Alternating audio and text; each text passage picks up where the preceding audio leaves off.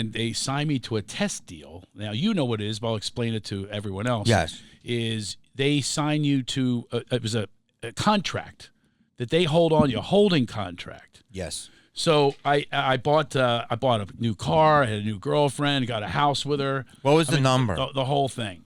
It was a lot of money You can for say the number. just to hold on to me. I had a lot of money. Back then, it was a lot of money. It was $75,000 to hold on to me. The whole year? No, just a semester. Gotcha. So I bought the house. I got the girlfriend. I got a beautiful new car, something big and classy. I forgot I wasn't in South Philly. It was a Mark 7 with a big wheel well in the back, and I had a phone in it. A Cordova. This was really. So I pulled up to I had these goals in mind when I was a kid. Yes. I had goals like I wanted to be with Paul Lynn. I wanted him to adopt me. We'd be the first father and son team on the Hollywood Squares. These are my goals. Great goal. I ended up on Hollywood Squares. But anyway, so this is the other goal. I wanted a parking spot. Right, so I pull up. That's such a big deal. Exactly. From Philly. Come on. It's so funny. It goes back to Captain Kangaroo at his own spot. You go down, you see Captain Kangaroo in Philly. He's got his own spot. Is this Captain Kangaroo? Larry Ferrari. No, I meant Captain Noah. Larry Ferrari. Larry Ferrari, and of course Gene London, Sally Starr. Wow. Anyway, Chief Halftown. All right, so I wanted a star. Clark. I wanted a yes. That's where he started. I pulled up the first day after I signed the contract. I go, hello to the guard gate. I'm Craig Shoemaker. What lot? NBC. Wow. And he goes, the real NBC in Burbank. Oh yeah. I go, he goes, I don't see you on the list. I go, well, I'm the new NBC contract player. The guy goes, what? I go, I'm the new contract player. They might have missed it, but I should have a parking spot. He goes, yeah, take your place next to Mickey Rooney and Judy Garland over here. So I was like, what do you mean I don't have a spot? So now all year I don't get a thing, but then I get a test deal. Now, this is going to make it because it was Mel Brooks, Harvey Korman's the star, Cloris Leachman's the star, all these people I watched on television. Mel Brooks is my idol. They're in your show? This is the show. It's called Nut House, and it's between me and one other guy. Now, I think I got the thing because I'm the NBC contract player. Which you should have. Right. So, and it says, here's what you're going to make. You ever do the math? Yeah. When you're younger? Yeah. And I'm a kid in the business. It says, I'm going to make $15,000 a week for minimum 13 weeks. And I'm going, oh my God, this is 5 seasons with Harvey Korman and Cloris Leachman and Mel Brooks. So I'm doing the math. What year was that? 89. So I go, or 90. So I go in. So I don't rehearse because I'm so cocky. I'm flirting with the secretary. This is in an office. Brandon Tartikoff is there, head of NBC. And she goes, here's your new sides, the script. And I go, thank you. I'm the new NBC contract player. I don't know if you knew. So I put some magic marker on it to circle my lines, but I'm not looking at them. Yeah. These are new sides. I go in. The other guy walks out, and I'm going, that poor guy. He's got no shot. I'm the guy. I walk in. Jamie, I went into the worst panic attack you've ever seen in your life. Full-on sweat, and I have large pores, very large, like plop, plop. Like, I've had a facial. They found a bar of soap. That's how big my fucking pores are. So anyway, so it's plopping on the paper. Plop, plop. You can see and the paper. You're that much of a sweater. Oh, it's smearing now. It's smearing. The words are smearing, and I'm shaking like Katharine Hepburn in a windstorm. I'm like, and then I'm trying to talk. I can't get any words out. Finally, a phone call. There's a phone call. I'm supposed to mime a phone call. Instead, I have no presence of mind. I pick up the phone, an office phone. They use the phone as a prop. I go, hello, Nut House. I'm delivering my lines. And the guy goes, I'm on the line. I go, Mr. Nut's not here. And he goes, did you hear me? I'm on the line. Switch lines. I'm on the line. Well, he's upstairs eating a Nutter Butter sandwich. Did you hear me? I'm on the line. What are you doing, buddy? I said, get off the line. Well, he loves his Nutter Butter sandwiches. I'm sure Mr. Nut will be right with you as soon as he's ready. And he's, I said, get off the phone. Get off the phone. He's screaming. Finally goes, get the fuck off the fucking phone. And it goes out into the office. Everybody heard it. There's Mel Brooks is staring at me. This is the NBC contract player. I was very upset they didn't introduce me like that. And I swear to you, I had no presence of mind to say, can I start over? I just shaked my way out of there. I never saw the girlfriend. She dumped me. The house I had to sell. Everything done. And there was my comedy career. My acting career was done. What was your feedback? Feedback? Maybe feedback. I think the agent dropped me too. I mean, it was the biggest disaster. It was in front of Mel Brooks. Who was on the phone? It was another guy in another office. I didn't have, you know how they have the lines? You have to press the line.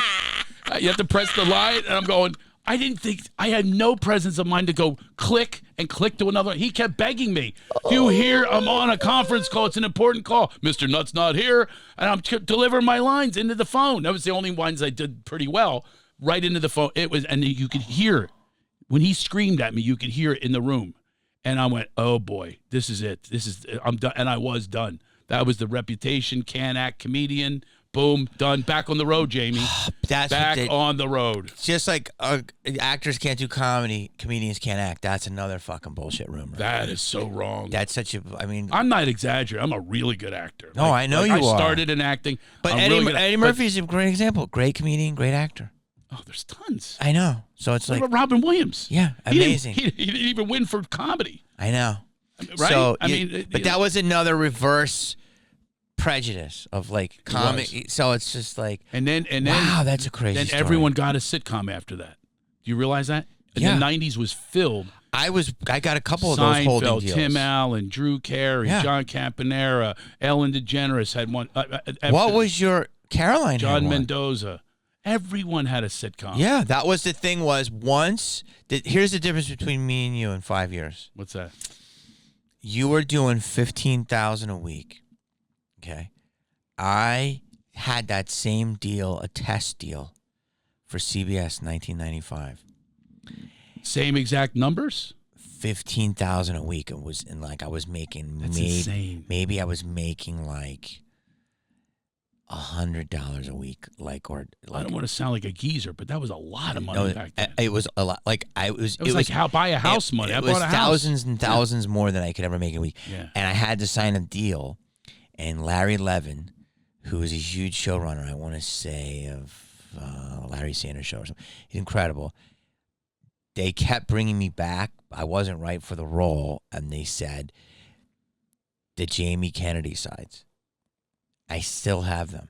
And it was for a CBS pilot, and it was Les Moonves. It was one of the first pilots to get greenlit.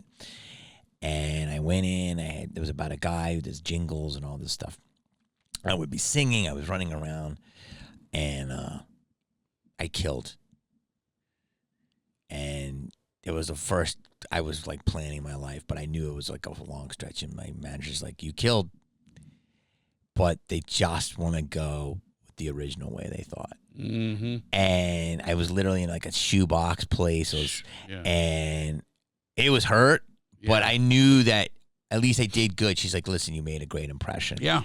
And so sometimes that counts. They bring you back in and to have the part that you were supposed to have. Exactly. And what you're doing those numbers, how TV changed. Once when I signed with APA the first time. Yeah. I've been with them twice as well. Jim Kellum. Yeah, my boy. Came in and he said, Home Improvement just syndicated for $1 billion. And like Seinfeld did one thing and it was supposed to be an anomaly, but it's still an anomaly. Home Improvement was like, once Tim Allen, that $1 billion fucking dollars. Yeah. And everyone gets a cut of that. Everybody in our goddamn business from 9,000 Sunset on saw nothing but green. Mm-hmm. So anyone was funny, 100 eps. How can I fuck Roseanne? Oh, my so God. Caroline Ray, Grace Under Fire, Right. Ellen. Absolutely. And so then guys like Gary Owen, myself, all of us were like auditioning. Bill Burr was. I mean, this was back when we'd get these little holding deals, and APA signed me off of one of those deals. But I just want to just say how it's $15,000 was a lot then, but they were like, the prize is $1 billion, and it was. And so you're right. And I was there the night George Lopez like destroyed, and he got his deal. Sandra Bullock, So it's a wild. Richard Jeni. Yeah, Richard Jeni. Platypus Man. But you had a show. What was your show? On ABC, wasn't it? Oh, it was just a one-off. I had a few shows that were all one-offs. Oh, no, I had a game show on VH1. I've had my couple little shots. Well, the worst thing ever was the Magic Johnson show. I was the, Yes. I was the co-host of the Magic. You were the Johnson show. co-host. Yeah, I fought hard to get that job. I was up against like 500 This was in the late 90s. 98, yeah. And they were saying this is going to be a big deal. The big deal. The smile that stole late night. That's what they called And it. how many shows did it go for? Well, do you want to hear the story? Give me the 2-minute version because I have 2 more questions for you. Okay, 2-minute version. I get the show. They said, you're going to be the co-host, not the sidekick who laughs. Yes. And you're going to tell the jokes to him. Yes. He's going to set you up. And I'm going, that's kind of cool. Like, that's the monologue. Arsenio came out. He was next. Yes, Arsenio, who just retired. Yeah. Magic's next. This is the smile that stole late night. You know, it's going to be the urban show, but they brought me in to be the white guy. Yeah. And it wasn't a bad idea. Like, I could see Magic having a show that worked. Not a bad idea. That Sheila E. was the band leader. It was really cool and all that. But they brought in this writer. They panicked. They brought in this writer from The Tonight Show, the Johnny Carson Tonight Show. The guy had a members-only jacket and a mullet haircut. All right. And if you have a members-only jacket, I mean to offend you. And he talked like Sling Blade. Remember Sling Blade? He had jutted out jaw, and I said, Sling Blade, you can't make me tell these jokes. I'll get booed. He goes, a boo is as good as a laugh. Johnny loved to be booed. Tell the jokes as I write them. So I had to tell the jokes as I write them. Some people go, yeah. I had to tell the jokes. Some people go, So now, understand, I'm backstage, opening night, and I said, I will get booed if you make me tell these jokes. I had to tell the jokes. You will not believe the joke that he made me tell. It's about to tell you. Tell it. I'm back. First of all, Magic, the place is going nuts. Urban crowd, that means black. And I'm not.